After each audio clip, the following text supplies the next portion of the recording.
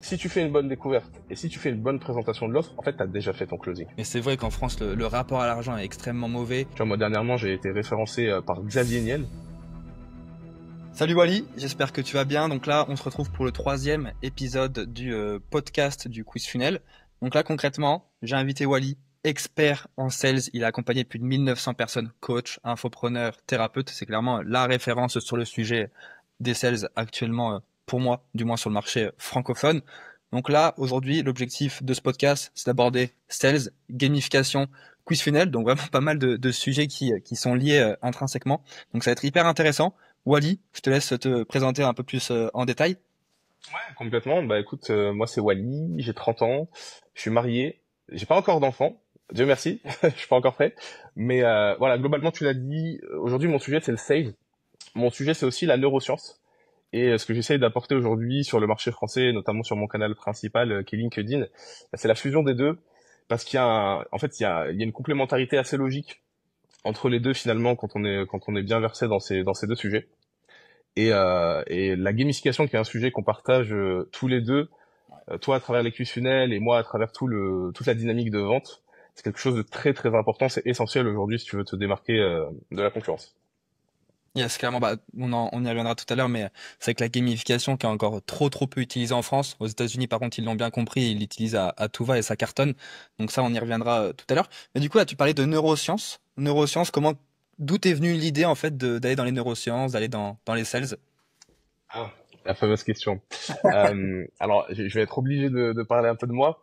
Du coup, j'ai une mère psychiatre Mhm. qui fait que depuis que je suis petit, en fait, je lis des livres, des encyclopédies de médecine comme si c'était des bandes dessinées.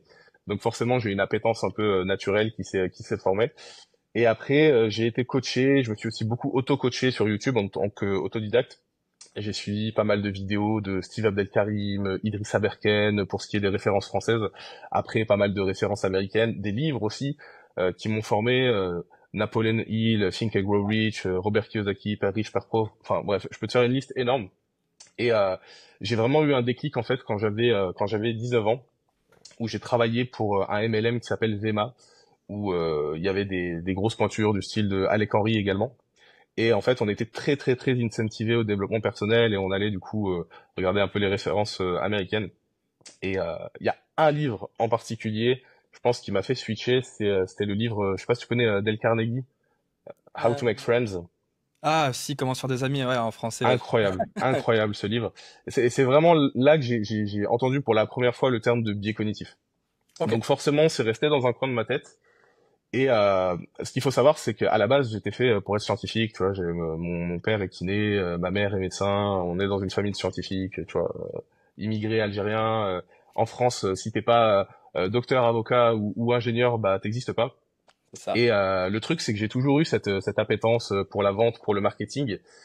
Et j'étais dans deux dynamiques qui me semblaient contraires, alors que finalement elles se rejoignaient assez naturellement, mais j'ai bien mis 10 ans à m'en rendre compte. Voilà, et j'ai tendance à dire que j'ai pas choisi le sujet de la vente. J'ai vraiment été appelé par la vente, alors que le sujet neurosciences là, par contre, c'est vraiment mon dada, c'est du pur plaisir. Donc aujourd'hui, j'essaye d'allier l'utile à l'agréable et de cheminer aussi vers mon ikigai. Et je t'assure que quand tu maîtrises les deux, c'est tellement gratifiant en fait d'aider ses clients, d'aider ses coachés avec ce prisme très technique et en même temps très intuitif qui est la vente. Et je pense qu'on pourra y revenir plus tard. Et je développerai.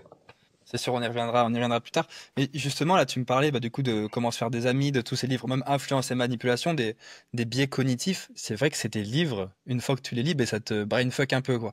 T'es là en mode, bah, en fait, tout ce que tu vois, toutes les pubs que tu vois, même bah, tous les calls que tu vas faire, tu vas être là en mode, ah, du coup, il utilise ça, il utilise ce type de biais pour nous faire passer à l'action, pour me faire réfléchir, le FOMO. Et t'es là en mode, waouh! Il y a plein de trucs qu'on sait pas et c'est hyper intéressant justement que tu aies ton approche qui soit vraiment axée sur le neuromarketing neurologique, dans le sens où il y a très peu de monde qui est vraiment spécialisé là-dedans en France actuellement, quoi. Ah, t'en as un, t'as Romain Bouvet qui Ouais. franchement est excellent. Après, c'est pour ça que moi je parle pas de neuromarketing, je parle de neurovente. Ok. La différence, et je prends Romain par exemple en exemple, c'est que je vais pas être juste dans des concepts. Je vais vraiment être dans l'actionnable. Mon objectif personnellement, ça va être de vulgariser au maximum. Ça va être de te donner les techniques. Et si tu as envie d'approfondir, si toi, tu te sens d'être coaché, si t'es coachable, du coup, à ce moment-là, on va pouvoir aller chercher l'huile essentielle. Pourquoi, en fait, ça fonctionne. Et une fois que tu as compris ça, une fois que tu as compris les principes fondamentaux de la physiologie, bah après, tu es capable de créer toi-même tes propres techniques. Ce qui est toute ma vocation, en fait. C'est-à-dire, je veux autonomiser mes clients. J'ai aucune vocation à, tu sais, garder des clients dépendants, à leur donner la béquille intellectuelle. Ça n'a aucun intérêt. Non, non, l'objectif, c'est comme pour la nutrition, tu vois, ou le sport. T'as pas envie du mec qui va te coacher pendant 10 ans. Non, non, t'as envie que le mec te coach et te donne aussi les principes fondamentaux. Une fois que tu les maîtrises, bah, tu vas pouvoir faire tes propres recettes, faire tes propres entraînements. C'est exactement le même principe. Ouais, qu'ils aient un plan d'action au final, une fois que l'accompagnement est terminé. Et après, ben, ils peuvent répliquer ce qu'ils ont appris et ils peuvent même aller plus loin. Donc, même tout seul. Bon, ça prendra un peu plus de temps que s'ils passent Exactement. par toi, c'est sûr. Mais du coup, à ce moment-là, ils peuvent aller quand même chercher plus loin et ils sont pas dépendants de toi. Et ça, c'est super important de nos jours. Les gens veulent quand même. En vrai, je sais pas. Les gens aiment bien quand même se débrouiller tout ça. Il y a des profils où ils adorent ça. Après, je sais pas si c'est un généraliste. Je sais pas. C'est intéressant comme question. En fait, c'est la différence entre est-ce que je vais te donner ce que tu veux ou est-ce que je vais te donner ce dont tu as besoin. Ouais. Si on est purement pragmatique, il va toujours y avoir des situations dans la vie qui vont être inédites, des choses que tu n'auras pas travaillé en amont. Donc l'objectif c'est quoi? C'est est-ce que tu as un coach que tu peux appeler à tout moment pour intervenir, mais en fait ça te rend dépendant de lui. Tu sais pas si le mec il est en vacances ou là regarde là par exemple Ouais. on fait ce call, moi je suis en vacances. Euh, donc en fait t'es pas 100% autonome et il y a une petite friction. Alors que si justement tu es autonome et que tu as tous les principes, demain tu rencontres une situation nouvelle, tu peux t'adapter tout seul, tu vois. Et ça c'est essentiel dans l'entrepreneuriat aujourd'hui de manière générale. Ben, il faut, en fait, l'entrepreneuriat, c'est de l'adaptabilité et c'est de la réaction et ouais, de l'adaptation, quoi. Si tu t'adaptes pas, tu vas mourir. Et là, actuellement, je crois que c'est Mathis qui disait Mathis a payé comment il s'appelle, Tai Lopez. Et Tai Lopez, il disait, bah là, les deux sujets où il faut absolument s'adapter le plus vite possible, ça va être l'IA et le personal brand. Donc, tu vois, justement, ça pourrait être intéressant aussi qu'on parle un peu de l'IA dans toutes les gamifications tout à l'heure. Ouais, bien sûr. C'est intrinsèquement lié. Et pour revenir au sales, bah là, je trouve que ça peut être intéressant qu'on parle des sales à ce moment-là, tout de suite, dans le sens où, selon toi, là, actuellement, qu'est-ce qui différencie un bon sales, donc un bon closer ou quelqu'un qui est bon en sales d'une personne qui est mauvaise, mis à part les stats, taux de closing, etc. Ah, vaste sujet.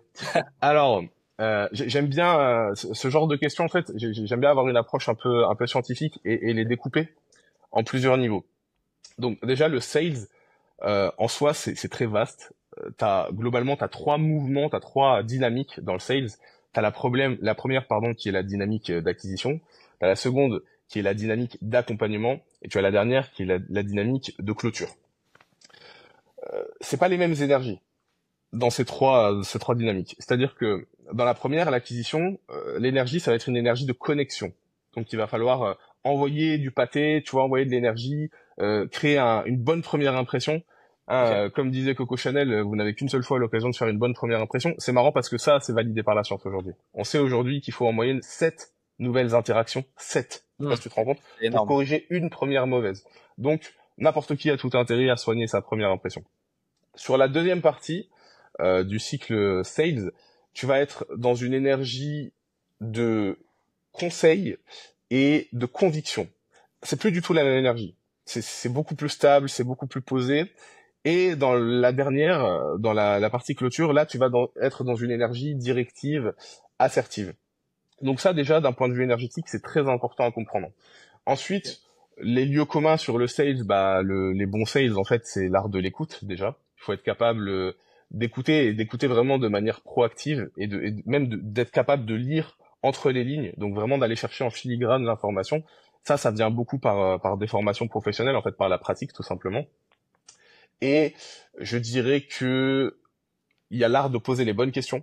Ça, c'est essentiel. Vraiment, aujourd'hui, c'est peut-être le skills fondamental qui fait la différence entre un bon sales et un excellent sales. Et il y a quelque chose d'instinctif. On va pas se mentir. Aujourd'hui, tout le monde n'est pas égal face aux sales. Mais ma croyance, mon mindset en tout cas, je te donnerai ma définition du mindset après si tu veux. Je sais que Ouais. c'est quelque chose qui a fait polémique sur LinkedIn. Mais mon mindset, c'est que tout le monde peut être un excellent sales. En fait, il faut juste comprendre ses points forts, Mm. capitaliser là-dessus et créer sa propre recette. Maintenant, in fine, tout ce que je viens de dire, c'est bien beau, mais tout ce que je viens de dire, c'est du bullshit tant que t'as pas les chiffres. Ce qui fait un bon sales, en réalité, c'est les KPI. T'es un bon sales si tu vends, t'es un bon sales si t'as un bon taux de closing, t'es un bon sales si tu fais rentrer de l'argent. Tu peux avoir toute la théorie que je viens de citer, si tu ramènes pas du cash, t'es pas un bon sales. Point. Non, c'est vrai, c'est vrai. Tout est relié de toute façon. Ouais, si les stats, data, faut être data driven dans tous les cas. Donc, t'as beau appliquer tout ce qu'il faut, si t'as zéro vente, c'est que t'as pas les bonnes méthodes de vente pour ta cible. Ouais, Euh, complètement, complètement. Et t'as raison, il faut être data driven dans le sens où tout ce qui se mesure a tendance à progresser. Et c'est lié à une qualité c'est Oussama Hamar qui dit que c'est la mère des qualités, et je le rejoins à 100%, c'est le courage. En fait, aujourd'hui, la plupart des sales et la plupart des gens n'ont pas le courage de mesurer. Parce que pour mesurer, il faut s'écouter, pour mesurer, il faut se confronter à la réalité. Mesurer, c'est vraiment mettre les mains dans le cambouis. Il faut aussi s'équiper, hein, si tu fais du gros volume, bah, ça va être très utile d'avoir un CRM. Voilà, faut avoir ce courage-là, faut être capable d'investir ce temps-là, et c'est du temps qui scale. C'est du temps qui t'apporte du levier. Et t'as ceux qui ont le courage de le faire, et t'as les autres. et tu vois, je vois bien le truc de, justement, le courage. Parce qu'en fait, quand tu lances un truc, je sais pas si t'as déjà eu cette sensation, ce sentiment de, tu lances le truc, mais tu veux pas du tout regarder les résultats que t'as eu parce que t'as peur d'être déçu ou t'as pas envie de, c'est assez bizarre, mais une fois que, enfin, faut forcément le faire à un moment donné. Et c'est Et ça bah qui ça, c'est est un cool. biais cognitif. Ah ouais? C'est le biais du survivant, et en fait, c'est pour ça que je ferai jamais de procès en lâcheté à qui que ce soit. En fait, ce qu'il faut comprendre d'un point de vue neurologique, c'est que on a tous les qualités de nos défauts et les défauts de nos qualités. Ok. Quelqu'un qui est lâche, en fait, il a le défaut de la prudence. C'est une prudence poussée à l'extrême. Quelqu'un qui est courageux, poussé à l'extrême, bah ça devient de l'intrépidité, tu vois. Et le mec peut décéder assez vite. Ouais. Donc il faut être conscient de ça. Dans notre ADN, on a littéralement des gènes, et ça a été mesuré, on a des gènes de la lâcheté. On a des gènes, c'est les gènes de ce qu'on appelle les gènes de la caverne, hein. C'est des gènes qui nous poussent, hein, à éviter le danger. C'est aussi quand tu fais une analyse du cerveau triunique, donc amygdale, cerveau limbique et néocortex, bah l'amygdale, il y a que trois réflexes, hein, c'est paralysie, fuite ou combat. Donc faut être très compréhensif par rapport à ça, et en fait faut travailler sur soi. C'est pour ça que l'entrepreneuriat c'est aussi puissant en fait. La vente est liée à l'entrepreneuriat puisque la vente c'est l'antichambre de l'entrepreneuriat, et je pourrais développer si tu veux. Mais Ouais. l'entrepreneuriat c'est la meilleure autopsychanalyse, vraiment. Et c'est un fils de psychiatre qui te le dit. Ah, tu dois en permanence te remettre en question. Donc, tu dois être en permanence en train de regarder bah, si les actions que tu as fait sont bonnes, si elles sont mauvaises. Si elles sont mauvaises, bah, qu'est-ce que tu as fait qui était pas bien, que tu vas devoir du coup itérer pour trouver une autre solution. Enfin, en fait, c'est vraiment c'est toi contre toi, en fait, j'ai l'impression quand tu... Exactement, c'est exactement ça. En fait, c'est ce que je dis à mes clients, hein. La concurrence n'existe pas. Ce sont des paramètres. Les autres sont là comme des grilles, comme des échelles. Ils sont là pour t'aider à te mesurer. Mais in fine, au bout du jeu, au bout du combat, c'est toujours toi contre toi. C'est comme quand tu rentres sur un ring de boxe. Le mec qui est en face, il est juste là pour que toi, tu puisses arriver à ton plein potentiel. Il est pas meilleur que toi. Mais ça, c'est hyper intéressant parce qu'il y en a beaucoup qui voient la concurrence en mode, ah, il y a de la concurrence, c'est embêtant, c'est un marché qui est au océan rouge, comment je vais faire? Bon, après, il faut pas aller dans les marchés océan rouge, bien sûr, parce que c'est plus compliqué. Mais en vrai, la concurrence, au moins, ça veut vraiment dire, selon moi, qu'il y a un marché, que tu peux aller chercher du cash et que tu peux te démarquer. Après, oui, si c'est blindé, blindé, blindé, bah, va falloir innover, va falloir vraiment réussir à te démarquer. Mais dans le sens où beaucoup prennent la concurrence comme quelque chose de mauvais, alors que Ouais. c'est plutôt bon en soi. Mais tu remarqueras d'ailleurs que là, dans ce que tu as dit, bah, il y a un truc qui est paradoxal. Tu es capable de tenir ce discours, et pourtant tu viens de dire, bah, aller dans un océan rouge, c'est pas une bonne idée, c'est mauvais. Ouais, C'est une croyance. En fait, moi j'aime bien hein, ce filtre océan rouge, océan bleu, ok, pas de souci, utilisons cette sémantique. Mais un océan rouge, ça veut dire quoi? Ça veut dire qu'il y a un gros marché, ça veut dire qu'il y a de l'argent. T'as pas de concurrence si t'as pas d'argent, si t'as pas de marché. Donc après, maintenant, effectivement, toute la question, c'est pas est-ce que j'y vais ou est-ce que j'y vais pas, c'est si j'y suis, comment est-ce que je fais pour me démarquer? Comment est-ce que je crée ce que les Américains appellent un edge, un unfair advantage?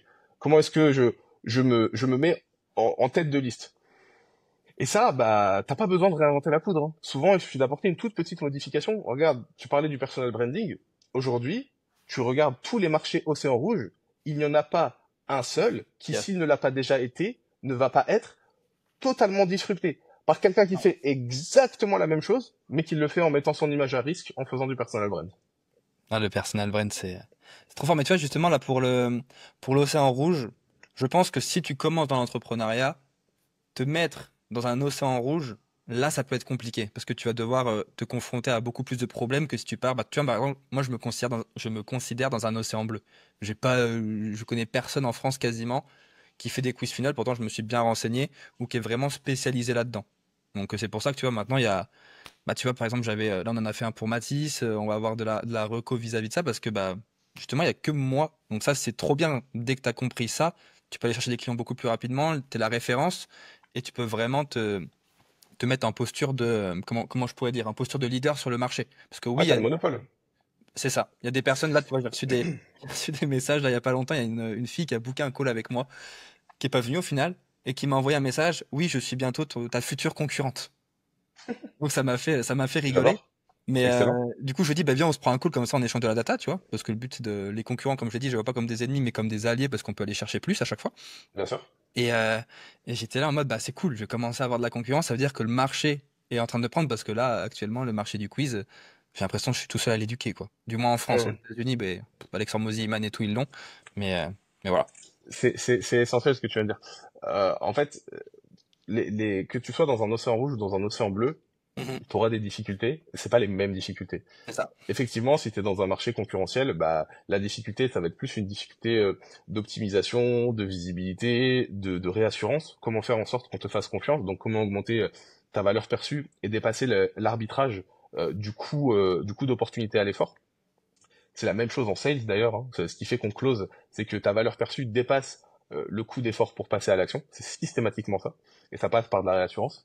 Maintenant, dans un océan bleu, du coup, c'est pas les mêmes difficultés. Là, en fait, t'es le premier.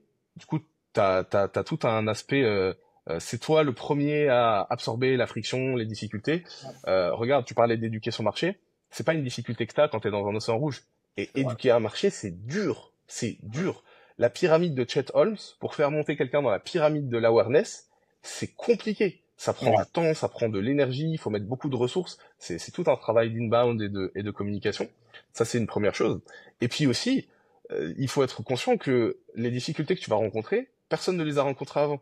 Du coup, c'est toi qui vas éditer la notice pour les concurrents. Je te donne un exemple très simple. Regarde aujourd'hui quelqu'un qui a le monopole sur son marché, Uber.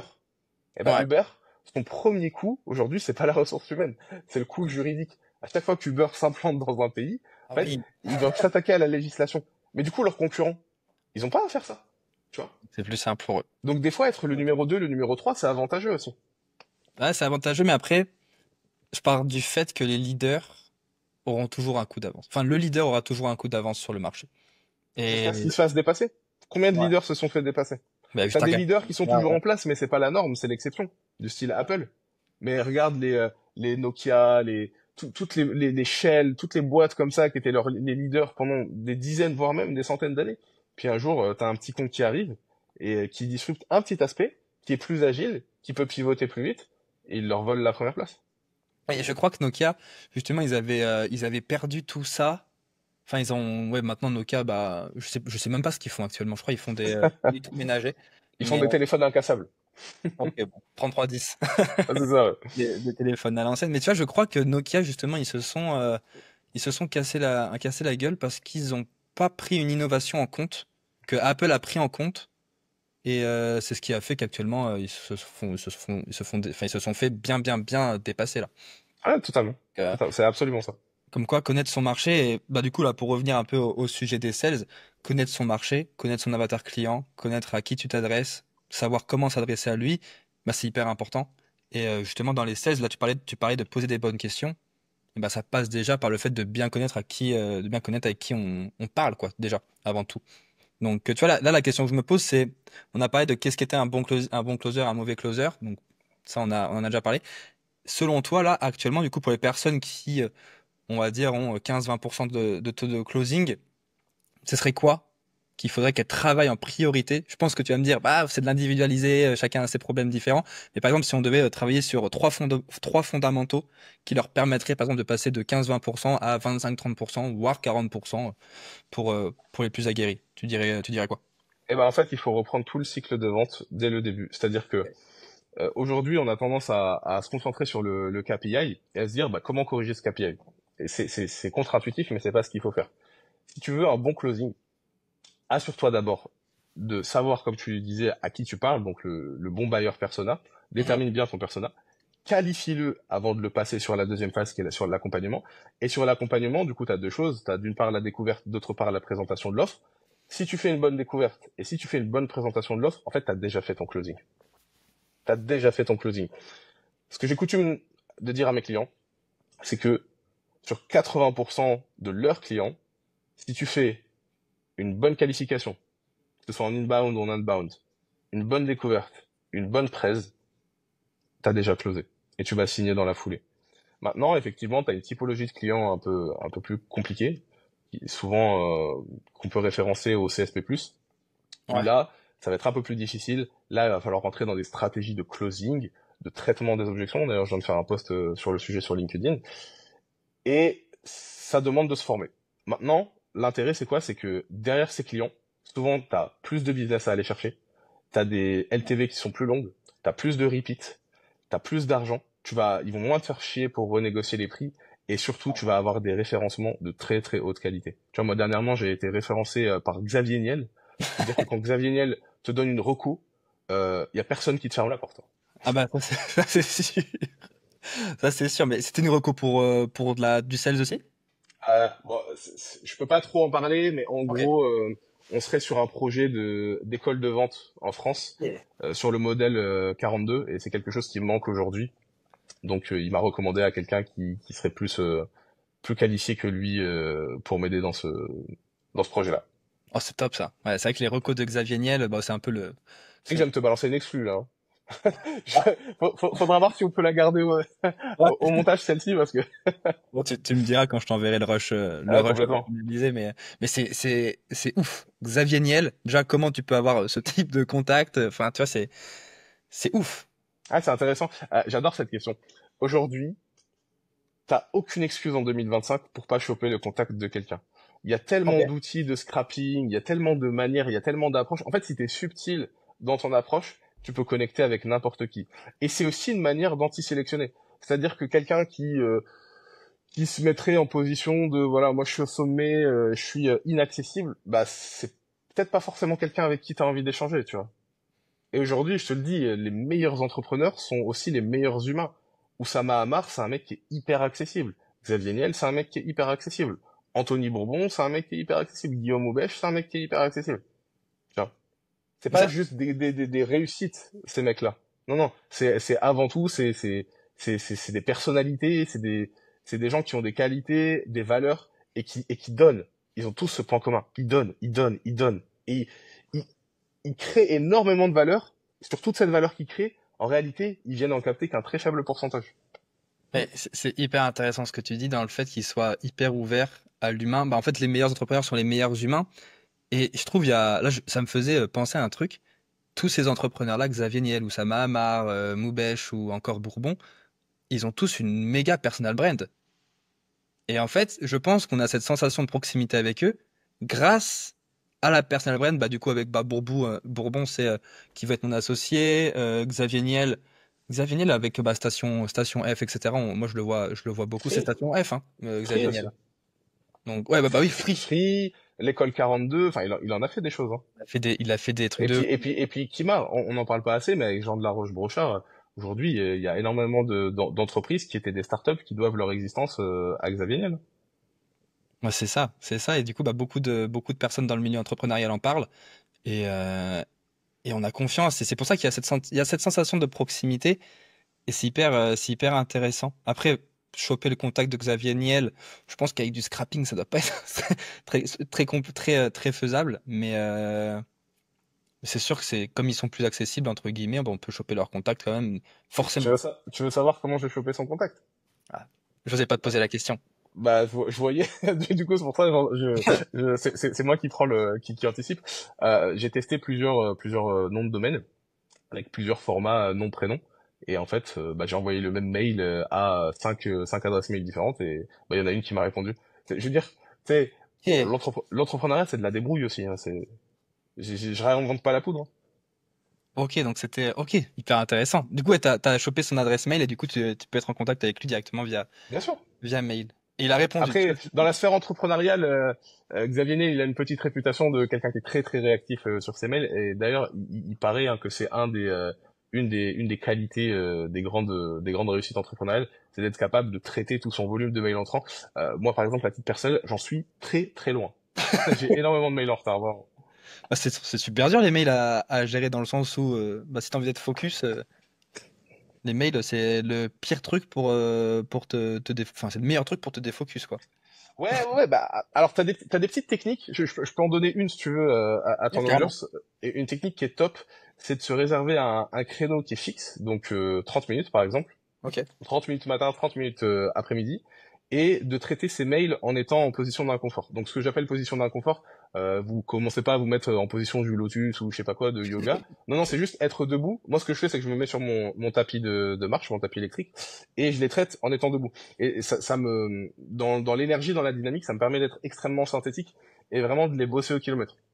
Maintenant, ce qui est relou avec les mails, c'est que je trouve quand même que ça crée une forme de charge mentale. C'est un peu c'est la charge mentale intermédiaire entre le courrier papier et le SMS, tu vois. Ouais. Et typiquement, là, tu vois, par exemple, je suis en vacances, je m'interdis formellement de consulter mes mails parce que je vais tomber sur un mail de l'URSSAF, ça va m'éclater mes vacances, tu vois. Mais par contre, je sais très bien que je vais arriver début de semaine prochaine et je vais devoir tous me les retaper et j'ai la flemme, tu vois. Il y a Ouais, tout mon corps qui me dit non, n'y va pas. Donc ça va me demander un effort quand même de commencer. Par contre, une fois que tu commences, après c'est bon. En fait, c'est ça le plus dur. C'est on va dire, les trois premiers mails sont chiants. Mais une fois que t'es lancé, bah après, tu te mets un timer. Tu sais, là, j'ai rejoint Business OS de The Valère. Je sais pas si tu connais. Pas du tout. C'est un entrepreneur français qui a la vingtaine, je crois, enfin qui a 20 ans, et qui fait 10 millions par an en e-com aux US. Il vend des programmes de perte de poids pour les femmes aux US. Ah oui, je vois, ça y est. Il est chauve. Je Je sais vois pas. très bien. Ok. Bah tu vois, j'ai rejoint Business OS il y a pas longtemps pour apprendre. Bah du coup, il a plein d'astuces au niveau de la ads, copy, email, etc. Du coup, c'est hyper intéressant. Et il a surtout une grosse connaissance en productivité.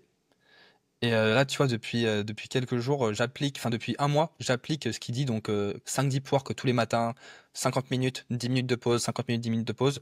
Et justement, ce truc intéressant de faire, de se fixer des deadlines hyper courtes. Tu vois, par exemple, pour les mails, un truc qui est trop puissant, c'est que tu te dis, bah, tiens, j'ai 100 mails à traiter. Mon objectif, c'est que je finisse de faire ces mails en 25 minutes. 25 minutes top chrono. Et ça te booste, c'est gamifiant. Justement, on va en parler tout à l'heure, c'est de la gamification. Et c'était beaucoup plus efficace. C'est assez hallucinant depuis que j'ai testé ça. Et surtout, tu bûches de la tâche, quoi. Tu bûches de la tâche, au lieu que ça te prenne 1 heure, bah, 25 minutes, c'est fait. Du coup, t'as 35 minutes pour aller faire autre chose et pour avancer sur le business. Et ça, c'est assez fort. Ces derniers mois, j'ai testé, c'était gain de temps de fou, quoi. Ok, bah j'irai me renseigner, c'est intéressant. Mais il a d'autres vidéos gratuites sur la productivité sur YouTube. Tu iras voir, c'est assez ouf. Mais là, du coup, vite fait pour recentrer le sujet sur les sales, là, vu qu'on s'est un peu excentré. Là, tout à l'heure, tu as parlé de qualification. Donc, si on veut bien qualifier ses leads, ses prospects, il y a des choses à faire. Mais avant ça, il faut déjà savoir c'est quoi une bonne qualification. Donc, toi, là, selon toi, c'est quoi une vraie bonne qualification d'un prospect? Ok, donc avant de parler de ce qu'est une bonne qualification, en fait, il faut réussir à distinguer les différents canaux d'acquisition. Parce que c'est pas les mêmes enjeux. Aujourd'hui, tu as deux canaux d'acquisition plus un bonus. Je vais commencer par le bonus et comme ça, je vais couper vif dans un débat qui m'énerve sur LinkedIn. Non, le bouche à oreille n'est pas un canal d'acquisition. Un canal, hein, la métaphore de canal, hein, c'est comme le canal qui est à côté de chez toi, bah il y a une écluse. Donc ça veut dire que tu peux piloter et que c'est prédictif. Le Hmm. bouche à oreille n'est pas prédictif. Le bouche à oreille n'est pas un canal. Le bouche à oreille est une métrique de satisfaction qui peut t'apporter des clients. Si tu as des clients grâce au bouche à oreille, tant mieux, félicitations, c'est des clients bonus. Ok, mais il faut pas les comptabiliser comme étant dans un canal. Ouais. Aujourd'hui, les deux canaux d'acquisition principaux, c'est l'outbound et l'inbound. Alors, la différence fondamentale entre les deux, c'est que en outbound, tu te mets en position de chasseur, donc tu vas aller chercher des prospects, Ça implique qu'ils sont qualifiés, tu dois les qualifier, ok, mais qu'ils ne sont pas intentionnistes. Donc tu dois créer de la désirabilité pour qu'ils le soient, ok. En inbound, tu te mets en position de pêcheur. Donc tu dois set up un système qui va te permettre d'attirer des clients qui sont intentionnistes, mais qui sont pas nécessairement qualifiés. Et la qualification, du coup, viendra dans un second temps. Ça, c'est la différence fondamentale. La deuxième différence, c'est que l'outbound est beaucoup plus court-termiste et que l'inbound est beaucoup plus long terme. J'y reviendrai après, mais il faut absolument garder les deux. L'inbound et l'outbound, c'est comme tes deux jambes. Si t'as une seule jambe, tu peux pas marcher. Et on l'a vu pendant le Covid, hein, les entreprises qui se reposaient que sur l'inbound sont mortes. Parce que là, les leads, bizarrement, n'arrivaient plus. Donc, une fois que tu as bien compris ça, une qualification, ça se base sur un persona. Et un persona, ça a des critères précis. Aujourd'hui, la première chose que je fais avec la plupart de mes clients, c'est même devenu un produit d'appel d'ailleurs, ce qui c'était pas prévu, c'est un workshop sur comment déterminer son persona. Les gens ne savent pas déterminer un persona.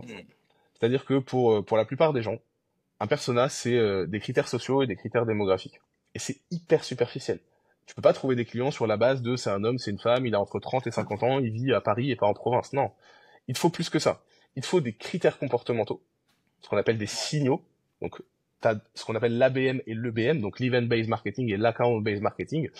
Si une personne, c'est son anniversaire, bah, c'est de l'Event-Based Marketing, tu peux aller la contacter sur la base de l'EBM et bah, tu as des informations comme ça parce que tu vas voir, il y a un gros flux de messages entrants, donc tu vas pouvoir aller scraper de la donnée. Et sur de l'ABM, bah, typiquement une personne qui a été promue, bah, ça c'est un signal aussi. Souvent quand il y a promotion, il y a de l'argent qui est débloqué, donc sur le point de vue solvabilité, ça te donne des informations de qualification. Okay. Ouais. Et enfin, tu as un truc qui est vraiment très rare, c'est le profiling. Il faut être capable d'avoir une matrice du persona idéal sur la base de critères très précis, de critères psychologiques. Et c'est là où tu vas pouvoir rentrer dans le DISC, dans le SONCAS, dans le MBTI, dans le VACOG, dans le Big Five, et aller encore plus deep. Plus t'es chirurgical, plus t'es précis dans ton prospect, plus tu vas être capable de le qualifier, mais surtout de le disqualifier. Et ça, c'est essentiel. La plupart des gens se rendent pas compte de la puissance de la disqualification. Ils vont te dire, ouais, c'est vrai, disqualifier, c'est important parce que ça va te faire gagner du temps, de l'énergie et in fine de l'argent. Ouais, c'est sûr. Mais c'est pas que ça. En fait, savoir disqualifier et savoir bien disqualifier, c'est la meilleure vitrine que tu peux avoir. Je peux t'assurer que si tu refuses un prospect de manière élégante, en lui disant, écoute, sur la base de mes informations, je ne suis pas la bonne personne pour toi. Ce n'est pas encore le bon moment pour que je t'accompagne. Ok ? Donc pour l'instant, consomme mon contenu gratuit. Tu vois, tu le fais rentrer dans du nurturing, tu crées une dette de réciprocité. Ouais. Le jour où ce mec va parler de toi, et il va parler de toi, il va te faire de l'anti-publicité finalement, tu vois. Je peux t'assurer que s'il parle à Monsieur X et que Monsieur X vient te voir en appel, eh ben t'as déjà un effet de halo, t'as déjà une aura, tu vois. Donc le mec, il va être beaucoup plus attentif pendant l'appel. Il va se dire, ce mec, je sais qu'il est pro parce qu'il est capable de refuser des clients. Déjà, pose-toi cette question. Aujourd'hui, qui est-ce qui est capable de réellement refuser des clients? Il y en a beaucoup qui prétendent le faire. Combien le font en réalité? Et in fine, t'as plus de chances de le closer et il va moins te faire chier sur ton prix. Parce que le prix est corrélé à la valeur. Et le mec sait que t'as de la valeur. T'es capable de refuser des clients, t'as de la valeur. Quelqu'un qui baisse son froc n'a aucune valeur. Qui baisse son froc, ouais. Bah, c'est ça. Ça, c'est hyper intéressant parce c'est vrai qu'il y en a beaucoup qui disent, justement, il y en a beaucoup qui sont là en mode, oh, j'ai un problème, je peux accueillir que 4 clients par mois, machin, et qui voient ça en mode problème. Non. Moi, je trouve, tu vois, moi, je peux accueillir 6 clients par mois, max, mais ça crée de la désirabilité pour ceux qui ne peuvent pas venir avec moi actuellement. Et du coup, bah, ils sont encore plus chauds, ils ont encore plus envie par la suite de venir avec moi, ils sont encore plus engagés. Donc ça, c'est vraiment hyper intéressant. Hyper intéressant C'est un biais aussi, ça? Ça doit avoir un nom. C'est un biais, absolument. C'est le biais de rareté. Et tout ce qui est rare a de la valeur. Tout ce qui est de la valeur n'est pas forcément rare. Et effectivement, aujourd'hui, si t'es limité par une masse critique, c'est mon cas également, donc c'est pour ça que j'acquiesçais fortement, c'est que je suis également concerné. Bah, forcément, en fait, comment tu fais pour devenir client avec moi? Bah, déjà, il faut que tu aies un bon profil client. C'est-à-dire que je vais inverser la relation commerciale. En fait, c'est plus à moi de te convaincre de devenir mon client. C'est à toi de me convaincre de te prendre comme client. Et c'est là où on arrive à quelque chose de très intéressant qui s'appelle la coachabilité. Il faut tester la coachabilité de ses clients. Moi, il y a des clients que je fais rentrer dans mon pipe et je leur dis, je vous fais rentrer de manière temporaire. Il va falloir valider certaines milestones, certaines étapes, certains tests pour que je continue à travailler avec vous. et il y en a beaucoup qui ne les valident pas. Il y en a- je vais te dire un truc fondamental. Les meilleurs clients, c'est les clients qui sont les plus commit, qui sont les plus coachables.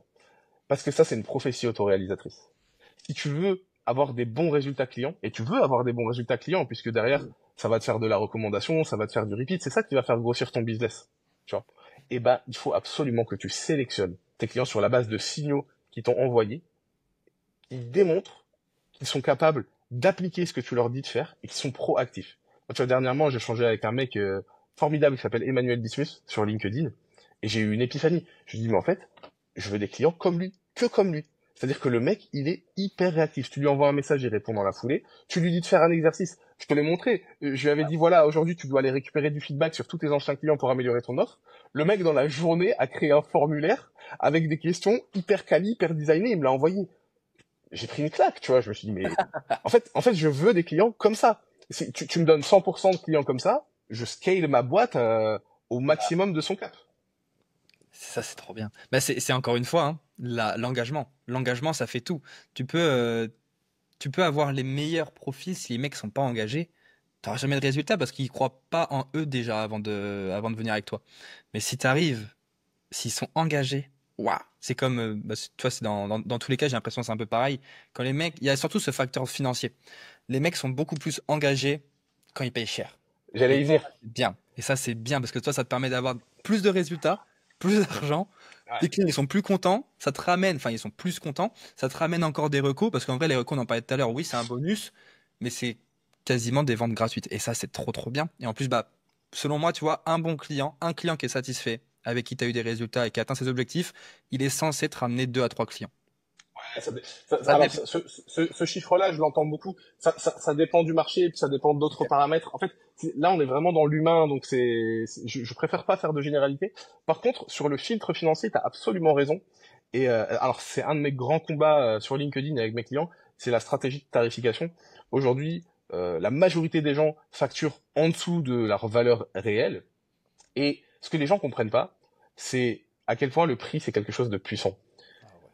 Tu ne dois pas pricer plus cher parce que tu te rapproches de ta valeur réelle. Non, c'est même pas ça. En fait, le fait de pricer plus cher est une prophétie autoréalisatrice. Ça va te ramener des meilleurs clients qui vont avoir plus de succès, qui vont te ramener d'autres clients qui sont prêts à payer plus cher. Tu vois, c'est dans ce sens-là qu'il faut le voir. Et effectivement, aujourd'hui, si t'es pas skin in the game, c'est-à-dire si tu n'investis pas de ta personne, de ton argent directement, eh ben, tu vas être moins engagé et tu vas moins te mettre à fond dans la formation, dans le coaching. Donc, c'est une perte de temps, une perte d'énergie pour les deux parties. C'est pour ça, aujourd'hui, tu as plein de formateurs qui se sont retirés du CPF. Pas parce qu'ils se sont aperçus que le CPF avait des retards de paiement ou même des annulations de paiement, ce qui est le cas et ce qui est un vrai problème de Mhm. trésorerie, hein, on va pas se mentir. Sur ton BFR, ça a un impact. Ah Mais oui. parce que la typologie de clients qui viennent avec le CPF sont moins commit. Ils ont l'impression que c'est de l'argent gratuit, ce qui est bête d'ailleurs au passage, parce que c'est de l'argent pour lequel ils ont cotisé. Mais il y a cet aspect argent gratuit, un peu comme la sécurité sociale, tu vois. Aujourd'hui, si la Ouais. France est autant en berne d'un point de vue médical, c'est parce qu'on a ce système de sécu qui nous fait croire que ouais, c'est normal d'aller chez le médecin, chez le kiné, chez le chirurgien et de rien payer pour ce qu'il va faire. Vous êtes des ouf. Ouais. Non, mais oui, mais ça, il y a qu'en France que les gens sont déconnectés de la réalité, donc vis-à-vis de ça. Donc, bon, c'est des sujets assez clivants, ça, on va peut-être pas forcément en parler plus que ça. Mais T'as c'est vrai peur que du clivage? bah, moi, j'aime bien les trucs clivants. J'adore, je suis quelqu'un d'assez clivant de base. J'aime bien faire des posts sur la France, sur le fait qu'on se fait défoncer la gueule et qu'il faudrait pas, tu vois.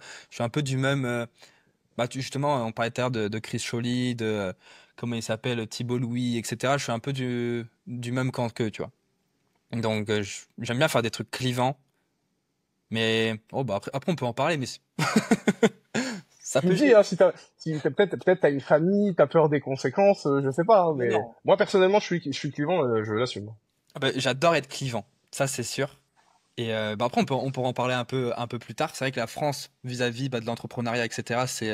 C'est une galère et je sais pas si toi t'as prévu de partir ou pas. Mais Oui. ouais, tu prévois d'aller où? Oui. Bah, chaque été avec ma femme, on visite une nouvelle contrée, surtout en Asie. Ouais. Donc l'année dernière, on a fait Chine, Japon, Corée du Sud et Taïwan. L'année d'avant, on a fait Malaisie. Et donc Voilà, ça va certainement être dans cet horizon-là, parce que pour moi, c'est le futur. Il y a aussi Dubaï qui m'intéresse pas mal. Ma femme est un peu moins chaude, mais faudrait qu'on teste, en fait, Ouais. avant de se prononcer. Mais oui, clairement, la France, c'est un bateau qui est en train de prendre l'eau. Le, le, le problème fondamental de la France avec l'entrepreneuriat, avec la vente aussi d'ailleurs, Ouais. avec l'argent de manière générale, c'est vraiment un sujet culturel. C'est la France a cette culture monarchique. Qui dit monarchie dit noblesse. Et pour les nobles, en fait, c'était caca de travailler. Tu vois, il fallait pas. L'argent allait de soi finalement, avec des ordonnances royales. Et d'ailleurs, c'est pour ça que dans un second temps, tu as eu ce qu'on appelle la noblesse de robe qui s'est créée, c'est-à-dire c'est les bourgeois qui avaient tellement d'argent et les nobles qui étaient tellement en demande, qui avaient tellement besoin de ressources, en fait, leur ont donné un accès à la noblesse en payant. Tu vois, ce qu'on appelle la noblesse de robe, c'est ce que tu retrouves aujourd'hui typiquement dans la politique. Hein. Cet aspect un peu très caste avec le combo HEC, NA, t'as jamais travaillé mais tu prétends donner des Ah, mais conseils, des c'est ça. directives à tous les autres Français qui créent de la valeur. J'en profite pour placer ça. Il y a un mismatch en France, on se rend pas compte. Hein. Il y a des études qui sont faites à l'échelle macroéconomique mondiale. Les Français sont toujours dans le top 3 des peuples les plus productifs du monde. Alors qu'on essaye de nous faire croire le contraire dans les médias. Les Français sont Ouais. hyper productifs. Mais les résultats de cette production, on n'arrive pas à les palper. Pourquoi? Parce qu'aujourd'hui, tu as énormément d'argent qui est détourné, tu as énormément de corruption, t'as plus de 100 milliards d'euros d'évasion fiscale par an, et après on te parle de ceux qui touchent le RSA, les APL, ou qui font du black. Mais non, non, c'est pas eux le vrai problème. Le vrai problème, c'est les corrompus. Et du coup, ça arrange en fait ce gouvernement, Ouais. ça arrange toute cette doxa de pas parler d'argent. Tu vois, c'est comme en religion, on dit, tu vois, le diable est heureux quand les autres pensent qu'il n'existe pas. Et oui, parce que ça lui permet de faire ses trucs en soum-soum, tu vois. C'est le Bah, même c'est ça. principe. C'est ça. Bah, c'est ça. C'est vrai que l'argent en France, c'est hyper tabou. Et dès que tu vas dire, ouais, oh, j'ai fait 10 000 euros ce mois-ci, ah, t'es un vendeur de drogue, tu fais des trucs malsains, c'est pas bien ce que tu fais. Non, non, je travaille juste 10 heures par jour, 7 jours sur 7, et je me sors les doigts du cul, quoi. C'est clair, Après, c'est clair. comment ça s'appelle? Je dis pas qu'il faut bosser 70 heures semaine, loin de là. Mais moi, c'est ce que j'aime faire. Et c'est ce que je vais continuer de faire jusqu'à ce que j'en ai marre. Mais, tout dépend des gens aussi. Il y en a qui aiment bien bosser 10 heures par semaine et qui font plus que moi. Bah, tant mieux pour eux. Ils ont été meilleurs que moi. Ils sont plus smart. Ils ont compris un truc que j'avais pas compris et j'ai tout à apprendre d'eux. Mais c'est vrai qu'en France, le rapport à l'argent est extrêmement mauvais. En fait, le problème de la France, c'est qu'ils ont dit, qu'ils ont ancré dans la tête des gens que faire 4 000 € par mois, c'était beaucoup. Et ça, c'est un gros problème, dans le sens où tu Je as suis juste à regarder aux d'accord. États-Unis. Oui, le coût de la vie n'est pas le même, mais tu vois, je suis allé à Los Angeles il y a pas si longtemps que ça. Le SMIC pour bosser dans un, comment ça s'appelle? Dans un fast-food, c'était Shake Shack. C'était 23 ou 24 dollars de l'heure. Donc ça fait, je sais pas combien ça ferait en salaire. Deux fois plus, ouais, au moins deux fois plus qu'en Deux fois France. plus. Donc ça fait un. Après, oui, le coût de la vie n'est pas le même. Soyons d'accord. Mais dans le sens où en France, 4 000 €, c'est pas beaucoup, quoi. Enfin, on peut aller Mmh, chercher 7, 8, 10 000. Et c'est pas une honte d'aller chercher plus. bien sûr. Et ça, c'est le problème aussi, bah, selon moi, du socialisme, dans le sens où, ah, tu gagnes plus que les autres, tu dois donner plus. Non, pas forcément. Si je gagne, c'est avant tout pour moi, pour me faire plaisir.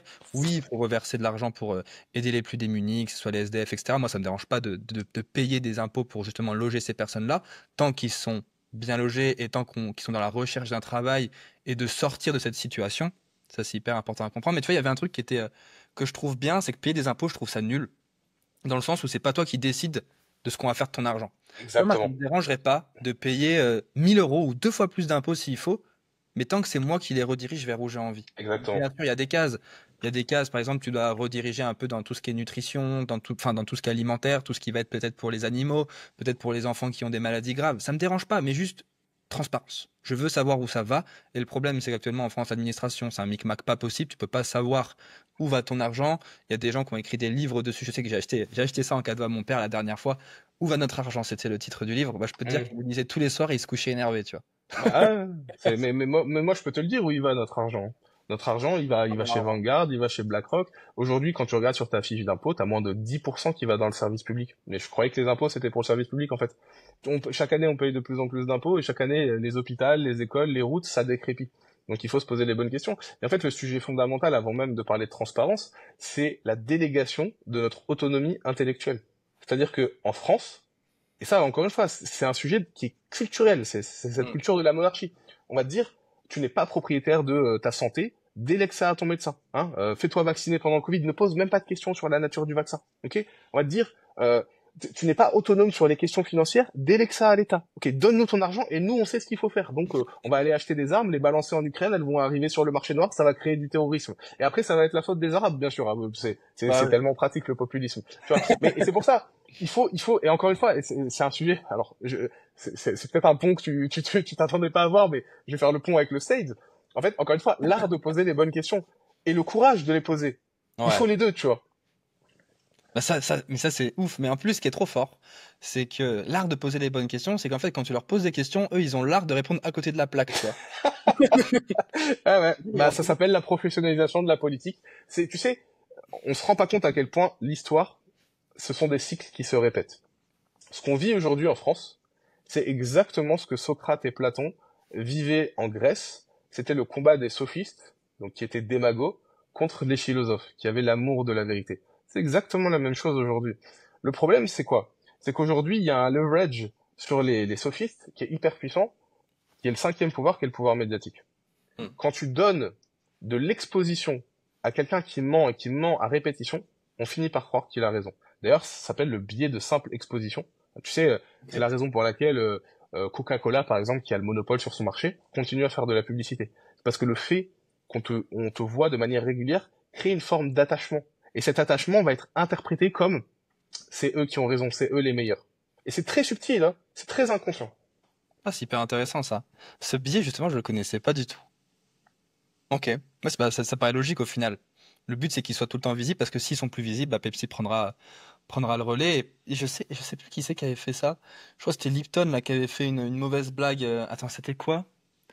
Je crois que c'était Lipton qui avait fait une mauvaise blague il y a pas très longtemps là en disant qu'ils arrêtaient l'ice tea pêche, tu vois. Et ça me fait penser à ça dans le sens où ils avaient coupé toutes les communications vis-à-vis de ça, ce qui avait créé un peu en mode un bad buzz quoi. Dans le sens où Mhm. c'était plus visible et du coup bah, leurs concurrents ont pris plus de parts de marché, tu vois. Donc c'était quoi leur Fusti, je crois, leur concurrent. C'était ça. Et il faut toujours être présent même quand t'as le monopole au final. Si j'ai bien compris le concept du biais. C'est ça, c'est exactement ça. Non, c'est hyper intéressant. Et justement, pour revenir un peu au sales, là, tu disais l'art de poser les bonnes questions, l'art de répondre à côté de la plaque aussi. Est-ce que le fait de poser une... Est-ce que la personne peut te répondre à côté de la plaque même si tu as posé une bonne question en sales?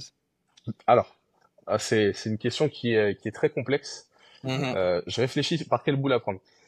En fait, le présupposé de ta question, c'est qu'il y aurait une définition unanime de qu'est-ce que c'est une bonne question. C'est ça.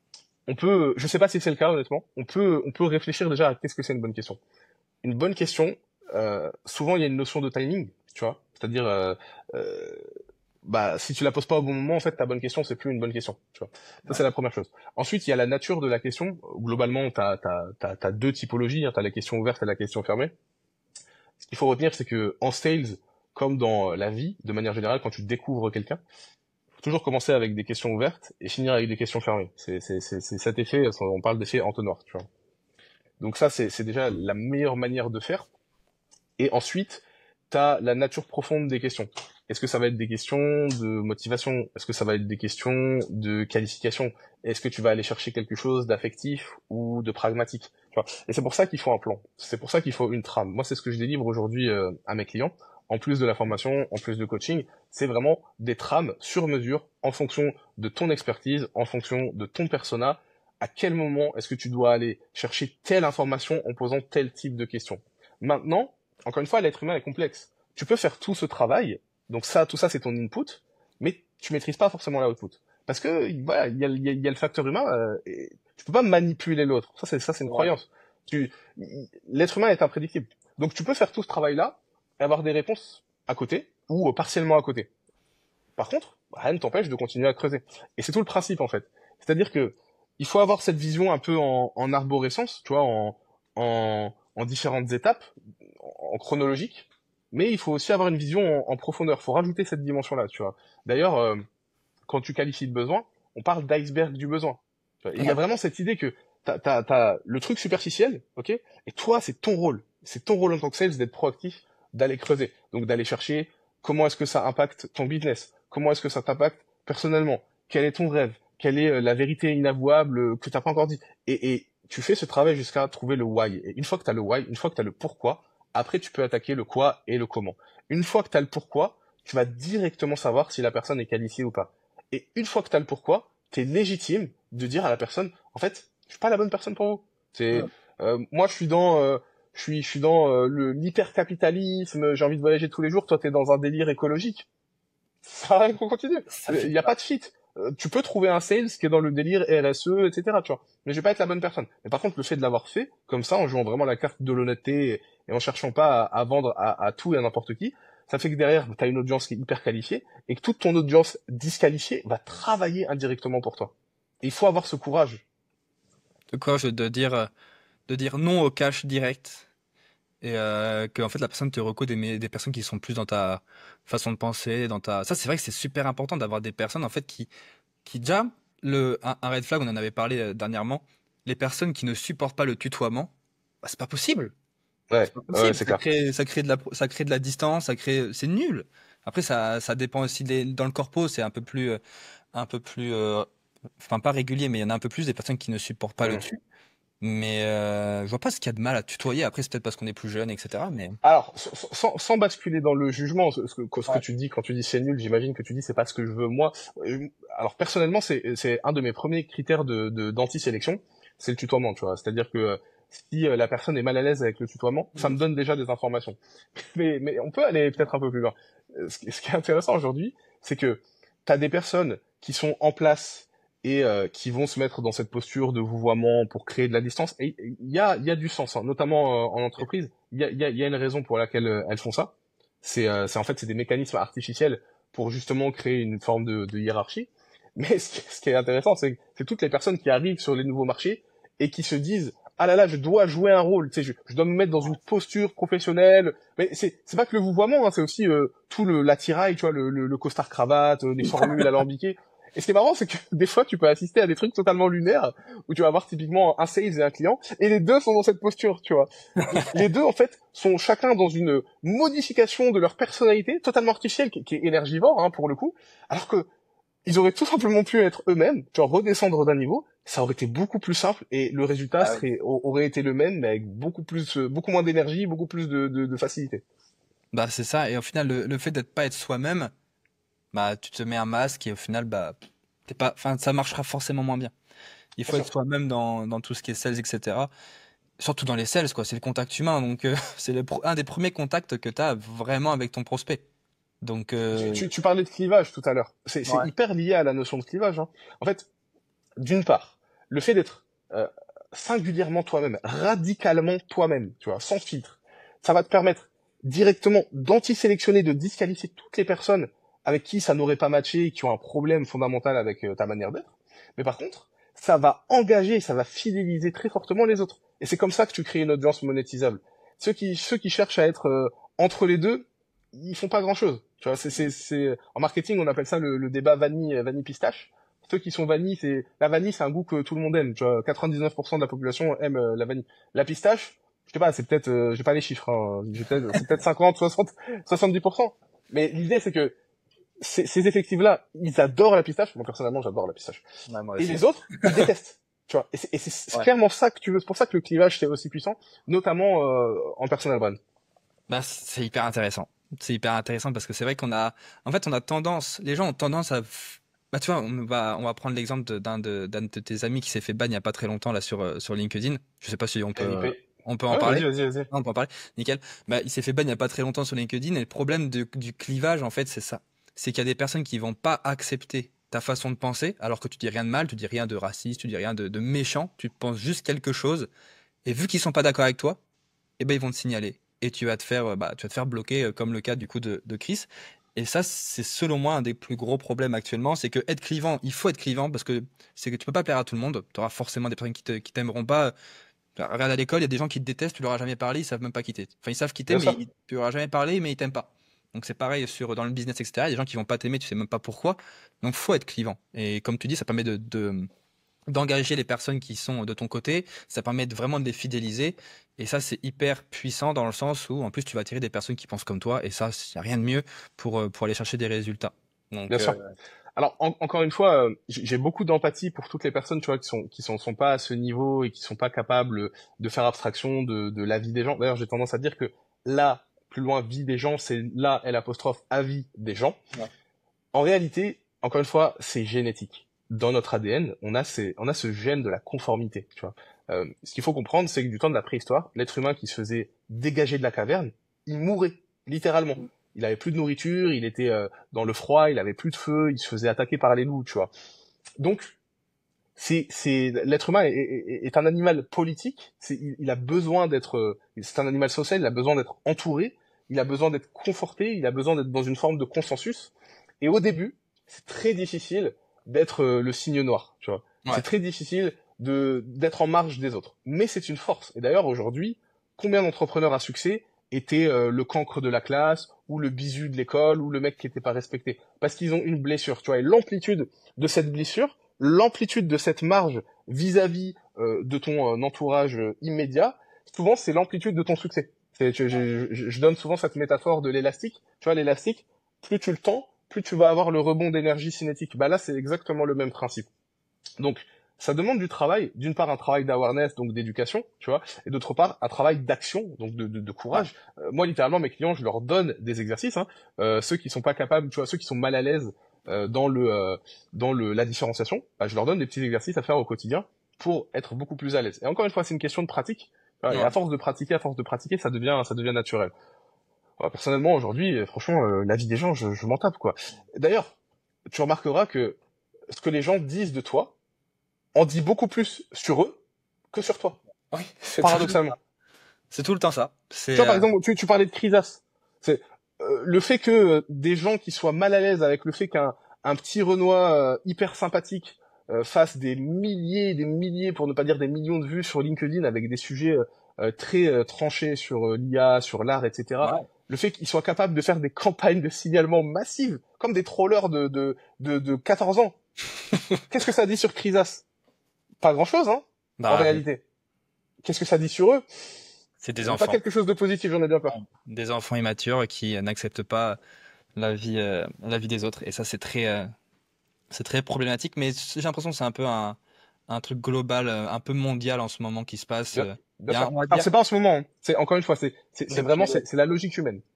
Ok, mais tu vois, j'ai l'impression que il y a un camp du bien et un camp du mal. Mais ça, tu vois, j'ai pas forcément envie je pense que tu vois de quoi je parle. Non, pas du tout. Alors, c'est intéressant parce que moi, ceux qui disent ça, j'ai tendance à les défoncer, tu vois, ceux qui ont cette vision manichéenne. Qu'est-ce que t'entends, du coup, par camp du bien et camp du mal? Non, mais tu vois, dans le sens où j'ai l'impression qu'actuellement, moi, je suis pas dans ce truc camp du bien, camp du mal, hein. Mais c'est un peu, j'ai l'impression que les gens voient qu'il y a un camp du bien. Oui, ok, je t'ai mal compris, oui, effectivement, je suis d'accord.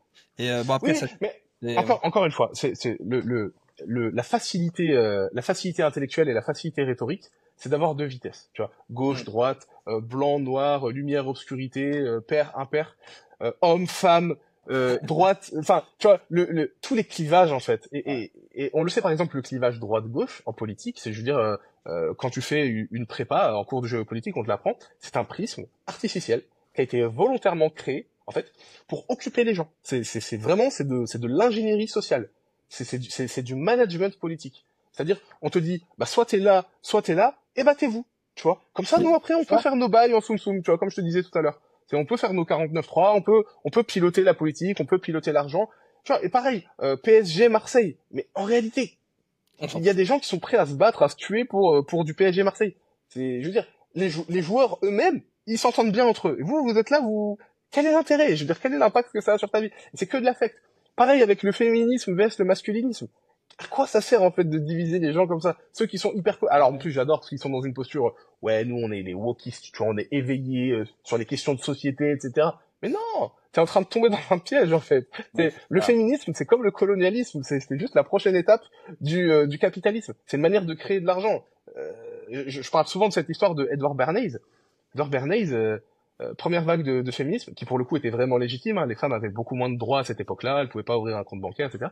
Il va les voir, il leur dit, vous vous plaignez que vous n'ayez pas le droit d'ouvrir un compte bancaire toute seule ou le droit de vote. Mais vous n'avez même pas le droit de fumer. C'est pas vrai d'ailleurs, elles avaient le droit, mais c'était mal vu. Il va les voir, il leur donne un petit pitch de marketing ainsi qu'une cigarette. Et après, elle passe à la télé. Encore une fois, les suffragettes étaient vraiment très intelligentes, très classe, vraiment propres sur elles. elles tiennent leur cigarette allumée comme ça, elles disent, ceci n'est pas une cigarette. Ceci est le flambeau de la liberté. Et bim! Les ventes de Camel, de Philip Morris, elles explosent. Donc on en Bam! revient encore une fois à l'argent, tu vois. Ouais. Ah, c'est intéressant. Ah, c'est intéressant. Ça, je savais pas ça, tu vois, cette petite anecdote sur les suffragettes. Et est-ce qu'on peut faire une passerelle à ce moment-là, tu vois, sur la gamification via ça, tu vois? Ah bah, je suis curieux de voir comment tu vas faire la transition, mais allons-y. Parce que tu vois, reprenons par exemple la bataille droite-gauche. Est-ce que ça serait pas gamifier un peu la politique pour que les gens soient focus, que toute leur attention soit là-dessus? Parce que le fait de gamifier, ça va forcément capter l'attention des personnes. Mhm. Et en fait, focus leur attention sur la bataille, ouais, moi je suis de gauche, je suis bien, ouais, moi toi t'es de droite, t'es pas bien, etc. Et focus leur attention là-dessus, et eux, en parallèle, du coup, ils peuvent faire leur petit truc en soum-soum. Et du coup, bah C'est là, il y a la... tr- c'est c'est très très intéressant. Honnêtement, Gaëtan, j'avais jamais vu les choses comme ça. Voilà. Je, euh, je vois ce que tu veux dire. Il y a un côté. Alors, le terme gamification correspond vraiment à quelque chose de Voilà. précis. En fait, Bah, c'est la capacité. on le définit au pire. Ouais, Définissons-le. définissons-le. Bah, c'est la capacité à créer des pulses d'hormones, de certaines hormones en particulier, notamment la dopamine, mais pas que. Et la gamification, en fait, le jeu, de manière générale, c'est hyper puissant. Faut être un peu humble, un peu modeste par rapport au jeu. Le jeu va être vu par certaines catégories de personnes comme quelque chose voilà de trivial, d'infantile. Non, Ouais. non. Le jeu, c'est ce que la nature a sélectionné comme meilleur outil d'apprentissage et de passage à l'action. Bah, Il n'y a pas mieux. On n'a pas inventé mieux que ça, que le jeu. Donc, la gamification, c'est la capacité, en fait, à transférer du jeu là où il n'y en a pas. C'est-à-dire à créer une expérience ludique, à ludifier une expérience. mhm. Euh, Là où je trouve que c'est très intéressant, et franchement, j'ai eu une épiphanie quand tu m'as parlé, parce que je n'avais jamais vu les choses comme ça, le fait de réduire le champ, le périmètre de réflexion, le périmètre intellectuel de quelqu'un dans un clivage gauche, droite, plus, moins, il y a peut-être effectivement un côté jeu, Ouais. un côté switch, tu vois. C'est au même titre que quand on était petit, on jouait avec l'interrupteur. Je le vois comme ça. Hmm. Et effectivement, ce serait quelque chose à creuser. Est-ce que eux l'ont fait dans cette optique-là? Je leur prêterai pas cette, Je sais pas. cette expertise, loin de là. Mais ça peut effectivement activer certains biais relatifs au jeu. C'est une très bonne question à vrai dire. Il faudrait explorer. Je suis Ouais. pas en capacité de répondre là pour l'instant. Ouais, bah tu vois, justement, j'ai eu ce petit truc là dans ma tête, dans le sens où même tu vois le fait de voter, c'est un peu gamifié en soi, c'est ludique. Les gens vont Alors, voter, etc. Après oui, je pense pas que ce soit fait dans ce cadre-là. Là, c'est vraiment démocratique pur et dur. Mais si on pousse un peu le Alors, truc. j'aurais tendance à dire que c'est pas assez ludique, justement. Ok. C'est-à-dire que en France, d'ailleurs, on est officiellement, je le dis à ton audience, on n'est plus en démocratie en France depuis 2008, quand on vote non au pacte, au traité de Rome, et que les politiciens disent bon bah on va les faire revoter. Ah, ils ont encore voté non. Bon, en fait, ils voulaient dire oui. Donc allez, on intègre l'Europe. Donc là, on n'est plus en démocratie. Par contre, pour qu'on soit dans une vraie démocratie participative et pas représentative, il faudrait qu'on vote beaucoup plus Ouais. et voter plus pour donner envie de voter plus, pour incentiver, il y a deux solutions. Hein. Soit tu donnes une récompense Ouais, ce qui est matérielle, soit tu donnes une récompense qui est immatérielle. La récompense matérielle, ça pourrait être de l'argent, ça pourrait être que Ouais. sais-je. La récompense immatérielle, bah on en revient au sujet hormonal. En fait, Dopamine et tout, ouais. la gamification, c'est un moyen d'offrir des cadeaux, tu vois. Et l'être humain adore recevoir des cadeaux. On adore ça. C'est pour ça qu'on Ouais. est aussi attaché aux anniversaires, à Noël, parce que d'un point de vue hormonal, il se passe vraiment quelque chose dans le cerveau. Alors pas que d'ailleurs, dans l'intestin aussi, hein, la recapture de la sérotonine. Mais si t'es capable en fait de générer chez ton prospect, chez ton client, chez une autre personne, un pulse d'hormones du plaisir ou du bonheur, tu vas créer de l'attachement. Tu vas créer même de la dépendance. Et si tu crées de la dépendance, tu crées du passage à l'action, tu crées des ventes, et après, effectivement, tu peux... Là, c'est ton éthique qui rentre en jeu. Qu'est-ce que tu en fais? Ouais. En fait, c'est hyper intéressant parce que tu vois là, je vais reprendre l'exemple de Valère. De Valère, il parlait en fait que, bon, c'est peut-être un petit peu différent, mais tu vois, le marketing envoie des gens à la guerre. Tu vois, dans le sens où ils vont parler à un type de personne, ils vont leur envoyer de la dopamine. Mhm. il y a des pages de vente, enfin c'est pas des pages de vente du coup, mais c'est des pages de recrutement, des pages de trucs où tu vois, ça va être exactement la même structure que des pages de vente pour faire passer à l'action pour Bien sûr. acheter un programme minceur, mais ça va être dupliqué pour du coup de la page de recrutement pour envoyer les gens à la guerre. Et dans la gamification, à ce moment-là, ça peut être hyper puissant aussi pour recruter et pour envoyer. Du coup, il y a vraiment deux trucs. Le camp, bah là, c'est un peu camp du bien, camp du mal, quoi. Parce qu'envoyer des Tu gens à la sais, guerre. Ah, quand j'ai étudié la question des biais cognitifs relatifs à la gamification, ouais. la plupart des études étaient des études militaires, hein. Les Ok, militaires ont intéressant. énormément de moyens et c'est les militaires en fait qui ont des incitations à prendre de l'avance sur ces questions-là, parce que derrière ça peut leur permettre d'être plus efficaces sur un champ de bataille ou même à avoir une portée politique dans certains pays. Donc non, non, effectivement, Ok, intéressant, je sais pas. c'est tout à fait ça.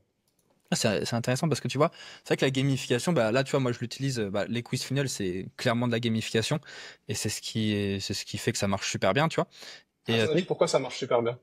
ça marche super bien parce que le quiz funnel, on va pouvoir montrer déjà aux prospects qu'on le comprend. On va pouvoir faire un diagnostic gratuit. En fait, les gens pensent qu'ils sont uniques. Et déjà, rien qu'à partir de ce moment-là, quand on leur propose quelque chose de personnalisé, ben, on va en accord. Ah, c'est quoi le truc? C'est, on va en accord avec leurs croyances. Et ah, attends, faut que je te retrouve une phrase que j'ai et ça va direct t'illustrer le propos. Je l'ai pas enfin, je l'ai dans ma tête, mais je suis pas sûr qu'elle soit très bien. Ah, elle est là. Je suis pas sûr qu'elle soit très bien expliquée. Tu vois, moi, ma phrase, c'est: les gens sont prêts à tout pour ceux qui encouragent leurs rêves, apportent une excuse à leurs échecs, réduisent leur peur, confirment leurs doutes et les aident à jeter la pierre à leur ennemi. Du coup, ça, c'est une phrase du coup, bah, de Valère. Je sais plus, c'est pas de Valère précisément, c'est peut-être de Dan Kennedy, si mes souvenirs sont bons. Et quand j'ai entendu cette phrase, je me suis dit, c'est une dinguerie. C'est une dinguerie. Et comme les gens, à ce moment-là, sont uniques, pensent qu'ils sont uniques, bah, faut que tu te réfères à ça. Donc, t'encourages le rêve en disant, bah ouais, t'es unique. T'es vraiment, enfin, non, plutôt, tu vas confirmer leurs doutes dans le sens du fait que oui, comment je pourrais le tourner? Comment je pourrais le tourner? Je réfléchis. Ils sont pas à la place qu'ils mériteraient d'être aujourd'hui Exact, typiquement. Ça, c'est un discours qu'on entend beaucoup dans le exact, marketing c'est ça. et effectivement, ça vient vraiment stimuler. Alors, c'est plus fort qu'un sujet de croyance, hein, parce Ouais, que c'est la réalité fondamentalement. En fait, c'est une réalité que tu instrumentalises, mais fondamentalement, c'est un fait. c'est Hein. ça, ouais. Nous sommes tous uniques. On a un ADN qui nous appartient. On a des forces, des faiblesses. On a tous un mismatch entre notre situation actuelle et notre situation désirée. C'est Et vrai. d'ailleurs, en sales, c'est exactement ça qu'on va venir exploiter, puisque ta promesse, c'est le véhicule, ta solution, ton offre, c'est le véhicule qui va amener ton prospect de sa situation actuelle à sa situation désirée, et ta valeur, c'est la distance qu'il y a entre les deux. Ok, ouais. Plus il y a un éloignement manifeste entre les deux, bah plus tu vas être perçu comme ayant beaucoup de valeur, et plus tu vas pouvoir facturer cher. Parce que le prix est directement corrélé à la valeur perçue. Donc, effectivement, alors après, c'est quelque chose qu'on retrouve beaucoup dans le copywriting, dans le marketing, et ça active des vrais biais, et notamment le biais du héros. On a besoin de se sentir particulier dans quelque chose, bon dans quelque chose. On a besoin de pouvoir se rassurer en se disant, ouais, un tel, il est plus riche, il est plus beau, il a une plus belle femme que moi, mais au 100 mètres, je le nique. Tu vois, on a besoin d'avoir ce truc-là. Et c'est totalement ok. C'est totalement ok. En réalité, tu sais que tu as atteint un grand niveau de développement personnel quand tu arrives à totalement te, te dissocier de ça et à te mettre en compétition uniquement avec toi. C'est-à-dire, les autres ne sont plus ton baromètre de ta progression, tu deviens ton propre baromètre de la progression. Mais ça, encore une fois, c'est que les élus, ça demande du temps, c'est du travail. Et puis, la courbe de progrès, c'est très important à comprendre. La courbe de progrès n'est pas quelque chose de linéaire. On a Non. tous cette image de l'exponentielle ou non non, c'est des sinusoïdes. Des fois tu vas monter, tu vas Ouais. descendre peut-être plus bas que là où t'en étais. Et après il faut être capable de te relever. Et c'est là Ouais, où d'ailleurs la persévérance est un sujet qui revêt une certaine forme d'importance. Mais si t'es capable toujours de voilà de te relever, de continuer à ce que les Américains appellent fail forward, c'est très difficile à traduire en français, mais si je te l'image, c'est l'idée que tu vas tomber, mais tu vas tomber un peu en avant. Et du coup, quand tu te relèves, t'es là, tu ça le vois. fait. Ouais, ça le fait, je vois. Tu vois cette image? Ouais. Et en fait, c'est vraiment ça. Et c'est pour ça qu'il faut échouer vite, il faut échouer petit, il faut commencer à être dans cette démarche d'échec très jeune. C'est Ouais. plus facile d'échouer quand t'as 20 ans et que t'as aucune responsabilité que quand on a 40, que t'as une femme et 5 enfants à nourrir et une maison à crédit sur une Ouais, c'est maison et une sûr. voiture, évidemment. Et c'est pour ça que moi j'encourage. Hein, tout le monde ne peut pas devenir entrepreneur. l'entrepreneur parfait peut venir de n'importe où par contre, mais tout le monde gagnerait à essayer au moins une fois d'être entrepreneur. Les avantages à avoir essayé, pas avoir réussi, juste à avoir essayé, sont incroyables. Bah, déjà, t'as pas de regrets, quoi. Ah, Déjà, la caméra a t'as coupé. raison, Bon, t'as c'est raison, t'as d'accord. raison. Et il y a rien Déjà, de, juste le fait de pas avoir de regrets dans la vie, ça va t'aider à avancer. il y a rien de pire que de vivre avec des regrets, tu vois. Oh, j'aurais dû faire ci. Bah, ouais, t'aurais dû le faire, pourquoi tu l'as pas fait, tu vois. Ah, mais j'avais ci, j'avais ça, j'avais machin. Après, il y a toutes les excuses qui sortent à chaque fois, mais c'est vrai que le fait de vivre sans regret, c'est hyper important. C'est impossible, je pense, de vivre sans regret, mais limiter du moins les regrets que tu vas avoir, c'est hyper, ou faire ce que t'as envie de faire, en fait. Fais ce que t'as envie de faire. Si t'as envie de lancer un C'est- projet. je t'avoue que je me suis jamais posé la question, mais le fait de ne s'être jamais posé la question, c'est une réponse en soi. Personnellement, je pense que tu peux vivre sans regret à Ok. partir du moment où justement t'es dans le flow. Mais ça demande encore une fois du courage. Mhm. Et ce qui peut se passer par contre, c'est que tu peux regretter ce que d'autres personnes font autour de toi, tu vois. Mais au final, est-ce que c'est vraiment des regrets, tu vois? C'est juste un constat, tu vois. Tu peux avoir de la tristesse parce qu'un tel ne t'a pas laissé ta chance ou parce qu'un tel t'a limité dans tes opportunités. Moi, c'est un discours que j'entends beaucoup, par exemple, dans le rapport aux parents, tu vois. Oui, depuis que je suis petit, mes parents me disent que je suis pas capable. Une fois, j'ai voulu investir, mais ma mère, elle a pas voulu me débloquer mon compte, tu vois, des trucs comme ça. Bon, Ouais. cette frustration-là, encore une fois, elle est utile. C'est du carburant. C'est vraiment du carburant que tu stockes en avance et tu t'en rends pas compte au début, mais qu'est-ce que ça va t'aider plus tard. Bah, c'est ça. Et le corps, pour avancer, a besoin de carburant, et ça Mm. en fait partie. Il n'y a pas que la nourriture qui permet au corps de fonctionner. Il y a C'est ça. le, Donc au final, je dirais que ce qui est important, c'est pas de vivre sans regret. Ce qui est important, c'est de réussir à convertir tes premiers regrets, tes regrets dans ta phase initiale de vie, en quelque chose de positif, en énergie, mais surtout en lit de mort, de ne plus avoir de regrets. Tu vois, ouais. d'être satisfait de tout ce qui t'est arrivé. Et là où je te rejoins, c'est que toutes les études qui ont été menées justement sur les mourons ont prouvé que la plupart des personnes, si ce n'est la majorité, si ce n'est la totalité, pardon, n'avaient pas de remords, mais avaient des regrets. C'est-à-dire, ils Ah, ça, c'est regrettaient de horrible. pas être passé à l'action, de pas avoir épousé telle meuf, de pas avoir fait tel job, de pas avoir voyagé dans tel pays. Et ça, c'est horrible, parce que sur ton lit de mort, tu peux littéralement plus rien faire. Ouais, bah, la vie le jeu de la vie est fini à ce moment-là, tu vois. C'est ça. Donc, non, il faut oser, il faut se lancer dès que tu as une idée en tête. Après, bien sûr, à risque calculé, il faut pas claquer toutes tes économies n'importe comment. C'est hyper important à risque calculé. Mais tant que tu as des idées, tant que tu crois en toi, il faut y aller. Et c'est ça qui fait la différence entre les personnes qui pensent et qui ne font rien et les personnes qui, au final, se disent, bon, je vais arrêter de penser, je vais passer à l'action, quoi. Bien Et sûr, c'est là que t'as bien les bons sûr. entrepreneurs qui se révèlent et qui se créent, quoi. Absolument. Et sur la partie jeu pour finir, Ouais. un jeu, par définition, ça a des règles, tu vois. Alors, je vais faire un petit disclaimer. Il y a une confusion qui est souvent faite entre les principes, les lois et les règles. Un principe, une loi, c'est quelque chose qui s'applique à tout le monde. Tu vois. Une règle, c'est quelque chose qui s'applique à chacun de manière très personnalisée. Ok. Le jeu dans lequel tu joues a toujours les deux, a toujours des principes qui sont, par exemple, si je te prends la nutrition ou la physiologie, bah t'as deux principes fondamentaux qui sont la loi de l'hormèse et la loi de l'homéostasie. Tu vois, ça c'est tous les organismes sont concernés, que ce soit des animaux ou des êtres humains d'ailleurs. Et ensuite t'as des règles. Madame Dupont, elle est intolérante au lactose. Monsieur Dulac, il est intolérant au gluten. Monsieur Dufresne, il va mieux ingérer les protéines. Petite dédicace à Kevin Dufresne d'ailleurs, elle était pas prévue celle-là. Tu vois. Donc, le jeu sales ou le jeu entrepreneurial ou le quiz funnel, c'est la même chose. Ouais. C'est-à-dire que tu as des choses qui vont marcher sur tout le monde, et c'est là où la neuroscience est super utile. C'est que quand tu te formes à la neuroscience, en fait, t'apprends les règles générales, t'apprends les biais. Je veux dire, on a tous les mêmes hormones, tu vois, on a tous de la dopamine, on a tous de l'adrénaline, on a tous de l'ocytocine, ok. Par contre, la stimulation peut être différente. Ça, c'est la Ouais. règle, tu vois. Un Ouais. tel, tu vas lui faire telle action, il va plus sécréter de dopamine que d'endorphine. Et l'autre, ça va être l'inverse, tu vois. Et c'est là où il faut réussir à apporter de la nuance dans le discours, et aussi où je viens rassurer tous ceux qui pensent que en neurosciences aujourd'hui, tu es capable de manipuler n'importe qui. Non, non, absolument pas. Par contre, c'est la science parfaite si toi tu veux éviter d'être manipulé, parce que tu comprends comment tu marches. Tu comprends tout ce qui fonctionne autour de toi et ça, c'est trop fort. Exactement. Les Ah, on en pubs. revient au sujet de l'autopsychanalyse, hein. C'est une Ouais. autopsychanalyse un peu plus macro. On va dire la psychanalyse, c'est le software, bah, ça, ce serait peut-être le hardware. Et le fait d'avoir les deux derrière, bah, ça te permet d'avancer et de comprendre. Ah, tiens, pourquoi j'ai réagi comme ça à ce moment-là? Là, qu'est-ce qui vient d'être déclenché? Ok, qu'est-ce que je peux essayer demain sur un client? Je suis pas sûr que ça marche, mais je sais que sur moi, ça marche. Ah, c'est intéressant ça. C'est vrai que putain, la neurologie, la vache. Il y a tellement de trucs encore en plus qu'on n'a pas. Est-ce que le cerveau a été découvert? Enfin, c'est 100% ou pas? Non, je crois pas. Je pense que la réponse est dans la question. Non, non, c'est une chance qui est D'accord, abyssale. oui, exact. Et pour l'instant, on n'est que à la surface de l'iceberg. Ouais, c'est comme les fonds marins. On a découvert. Exactement. Non, mais ça, c'est hyper intéressant. Et pour revenir sur le sujet la gamification, ça va faire déjà bientôt 1h15 qu'on est en podcast. Donc, reprenons un peu le sujet de la gamification. Là, il y a, selon toi, ça active quel mécanisme le fait de gamifier dans le cerveau humain? Ok. Alors, le mécanisme général, ça va être la sécrétion de certaines hormones du plaisir et du bonheur.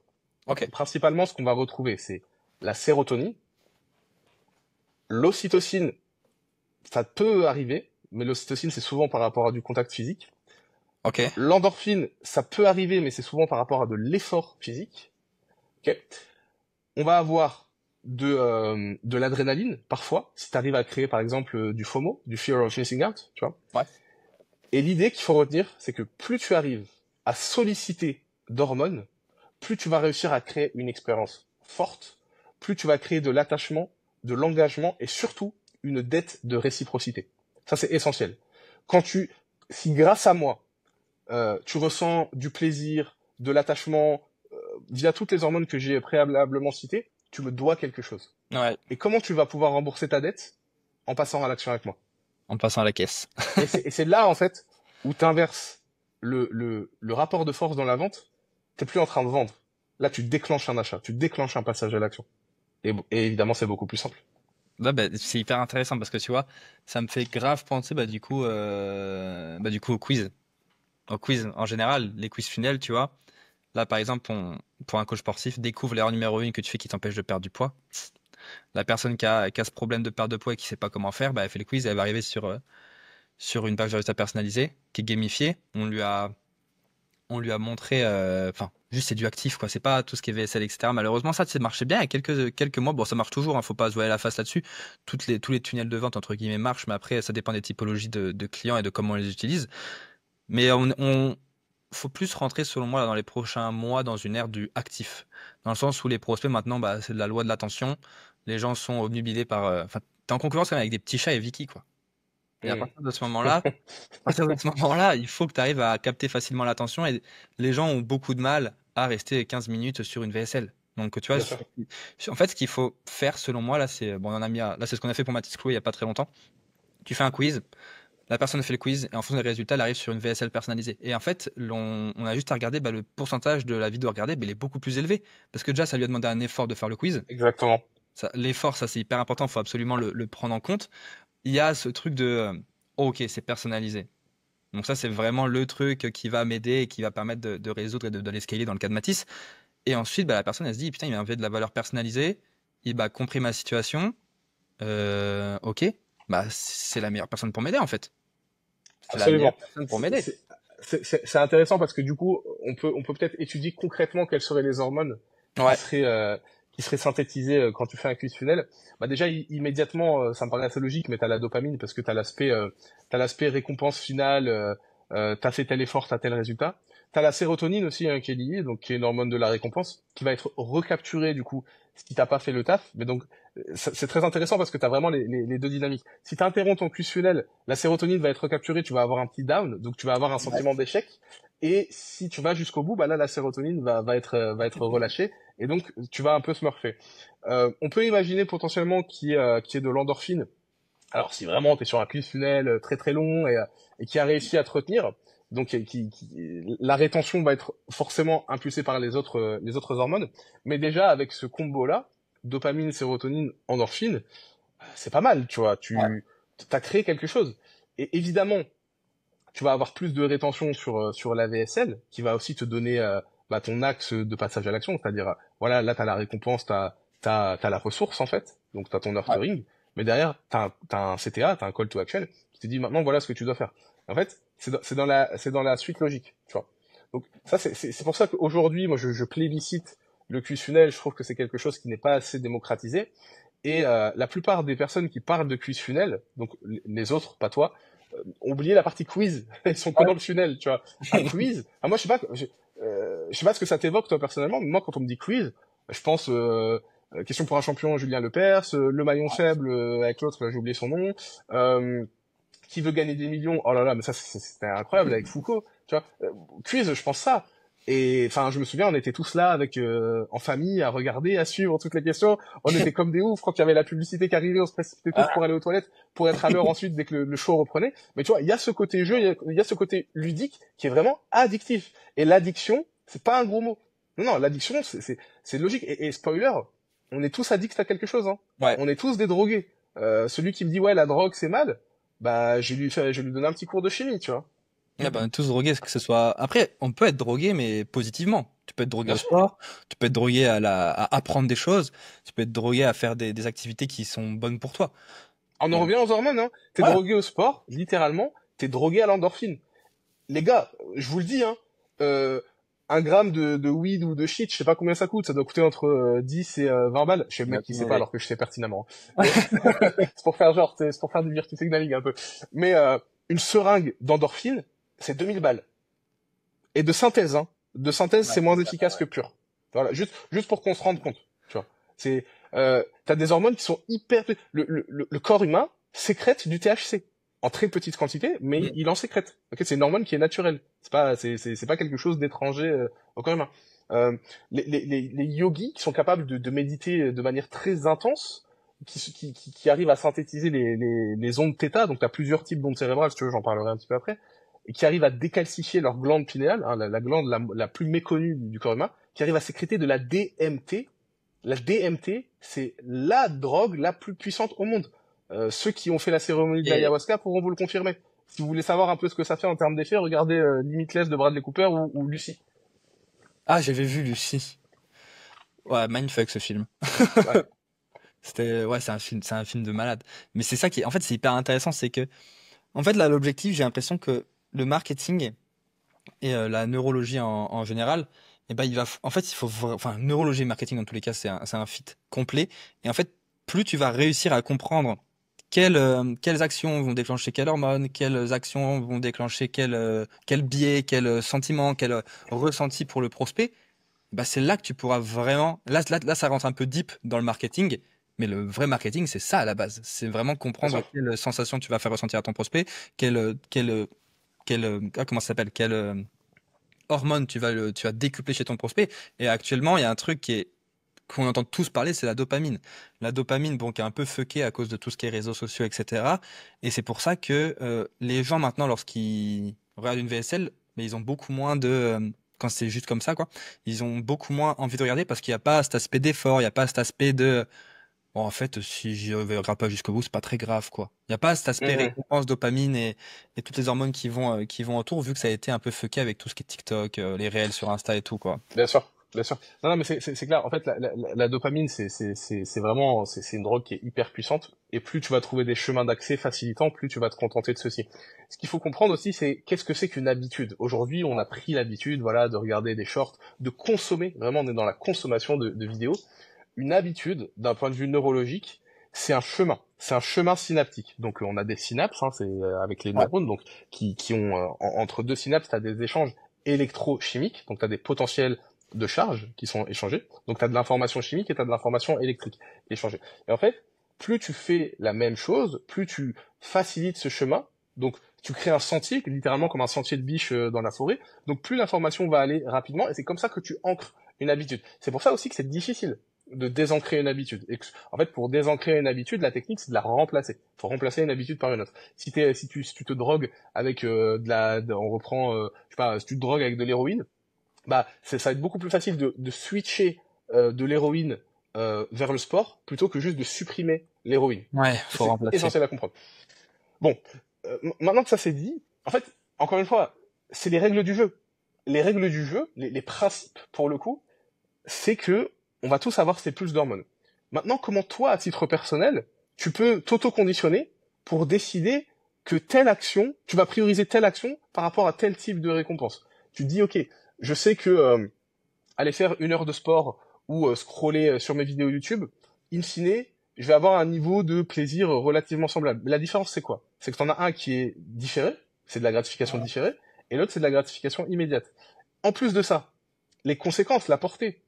Si tu regardes 1 heure de vidéo de chaton, ok, super, mais à la fin de l'heure, tu te sens comment? Souvent, t'as un peu l'impression d'avoir perdu 1 heure de ton temps, tu vois. C'est Donc, ça. le niveau en fait de dopamine est monté très haut, mais il va rechuter plus bas que le niveau de base. Ça, c'est essentiel à retenir. C'est essentiel. Alors que si t'as fait 1 heure de sport, bon, l'hormone principale va être l'endorphine, tu vas aussi avoir un petit peu de dopamine et de sérotonine parce que, encore une fois, il y a cet aspect effort-récompense.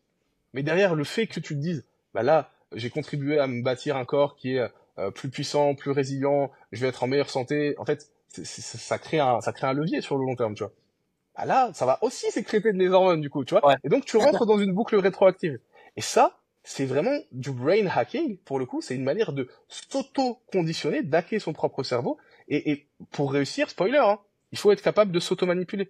Toutes les Ouais. personnes qui ont du succès sur Terre aujourd'hui, elles sont disciplinées, et cette discipline, elle vient parce qu'elles s'auto-manipulent. Et la manipulation, je sais que c'est un terme qui dérange en France, alors que dans la culture anglo-saxonne, c'est un terme qui est totalement neutre, il n'est pas du tout connoté. La manipulation, c'est tous les jours, tout le temps, à toutes les échelles. Un parent qui dit à son enfant fais tes devoirs pour ensuite manger une glace, qu'est-ce que c'est si c'est pas de la manipulation? Si tu C'est te vrai. mets, si tu te mets un livre hyper inspirant ou une photo hyper inspirante sur ton bureau juste au-dessus de toi quand tu travailles, c'est de la manipulation. Faut, alors, c'est pas mon combat, hein, je vais pas militer pour redonner ces lettres de noblesse à ce terme, mais il faut être à l'aise avec ce Ouais. terme-là. Tu vois, tu peux après tu peux utiliser d'autres termes comme conditionnement, etc. Mais in fine, c'est la même chose. On parle de la même chose. Ok, bah ça c'est vrai. C'est vrai que manipulation en France, tu sais, quand tu penses au livre Influence et manipulation, il y en a beaucoup qui se disent ah mais c'est mauvais, c'est négatif de parler de manipulation. Alors que non, c'est juste comment on pourrait dire ça de manière vulgarisée et simple. C'est comment on pourrait dire? Parce que là, si tu offres une glace en fonction si la personne fait ses devoirs, comment on pourrait? Il faut trouver quelque chose de pour la vulgariser en mode positif. Une définition de la Bah, manipulation. en fait, c'est du win-win. Parce Ouais. que Ah bah oui, la vérité, simplement. c'est que l'enfant, en fait, il est gagnant sur les deux tableaux. Tu vois, il a avancé dans ses devoirs, il a appris un petit peu plus, il s'est perfectionné, et en plus derrière, il a le droit à un petit peu de plaisir. Alors, tu vois, les plaisirs faciles comme ça, c'est excellent pour s'auto-manipuler d'ailleurs, hein. Tu peux Mm. très bien t'acheter une glace à Häagen-Dazs, la mettre dans ton congélateur et dire tant que j'ai pas atteint tel résultat, je la consomme pas. Et ça, en fait, c'est pas ça qui indépendamment va révolutionner ton business ou ta pratique, mais c'est plein de petits détails mis bout à bout qui vont faire la différence. Et ça peut t'apporter le pourcentage manquant entre l'échec et le succès. Ah, ça, c'est hyper intéressant. Dans tous les cas, il faut se manipuler. En fait, dans tous les cas, si tu veux avoir des bonnes habitudes, que tu veux réussir, que tu veux être discipliné, il faut que tu aies une part de manipulation sur toi-même, parce que sinon, tu t'arriveras C'est jamais à, essentiel. à faire quelque chose. C'est C'est obligatoire. essentiel, vraiment. Donc, et même, de toute façon, on se fait manipuler de partout. Ça, faut pas se voiler la face. Tout est fait pour nous manipuler. Après, ça peut être de façon négative. Il y en a qui l'utilisent de façon négative, malheureusement. Exactement. Tout peut être utilisé de façon négative, dans tous les cas. Et, mais il faut La juste être. manipulation, c'est comme l'argent. Ouais. Ça n'a pas de valeur éthique en soi. C'est vraiment qu'est-ce que tu en fais. Tu Mm. vois. Mais ça existe. En fait, la pire chose à faire, ce serait prétendre que ça n'existe pas. Tu vois. Parce que Ah là, bah du coup, bah, c'est les autres qui vont te manipuler. ouais, bah c'est ça. Et après, ça passe sous la trappe. Et les gens, ils font ce qu'ils veulent de toi. Non, c'est super intéressant. Là, tu vois, ça fait déjà 1 heure et demie qu'on est en podcast. On pourrait se faire un deuxième épisode si pour rentrer un peu encore plus deep dans le sujet du sales, parce que là, on a parlé un peu de tout, gamification, on a parlé un peu politique, etc. et sales. Donc là, on pourrait se faire un deuxième podcast parce que là, moi, j'ai un rendez-vous là dans pas longtemps. Donc je vais devoir couper un peu court, malheureusement. Ok. Mais à ce moment-là, on peut se refaire un deuxième épisode. Donc dites-le nous en commentaire si vous voulez un deuxième épisode et on le fera avec grand plaisir. Donc qui sera plus axé sales à ce moment-là. Donc par exemple les objections, comment tu les traites, etc. Enfin plein de petits trucs, peut-être un peu moins longs aussi, mais qui là on a Alors vraiment. mettons moi je suis très à l'aise avec ça, mais alors mettons peut-être une condition. Comme ça, on va Ah, générer de la dopamine chez nos viewers. ouais, gamifier. Un minimum de vues ou un minimum de likes. Je te laisse déterminer On pourrait combien. dire quoi? En vrai, on pourrait dire On peut se dire qu'à 150, allez, 150 vues, 150 vues, c'est joueur. 150 vues, on fait un deuxième épisode.